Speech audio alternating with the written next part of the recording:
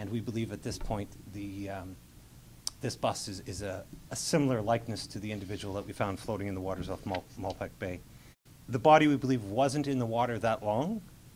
No indication that this individual was missing from Prince Edward Island. And the individual at the time he was located had a small amount of Canadian currency on his person, but no identification. And that has and decomposition while the individual was in the water has somewhat stymied our investigation. The remains were buried. Our media bulletins at the time were unsuccessful. At this point, we're not alleging anything criminal. We're still trying to determine the identity of this individual. And in June of 2010, after a change to provincial legislation, working closely with the coroner's office, we were able to exhume the body. A second autopsy was conducted at that time. A closer examination of the skeletal remains were taken for scientific examination. Conducted the autopsy originally. The body was in a very advanced state of decomposition with really limited evaluation.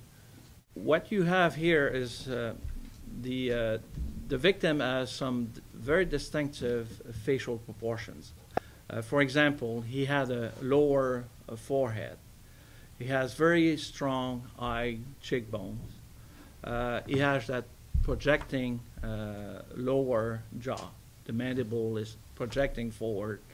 The size of the mouth were relatively small.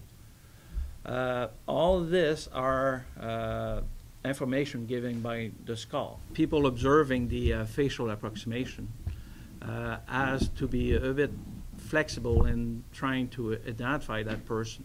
It brings people back to this time. It's people as they're going out on the water. They're going to be thinking about this possibly, and something may tweak somebody's memory, somebody's mind at the time that there was somebody maybe on a passing ship that they don't remember ever getting off the other end. So that's what we're hoping to reach out to the public and help identify this individual.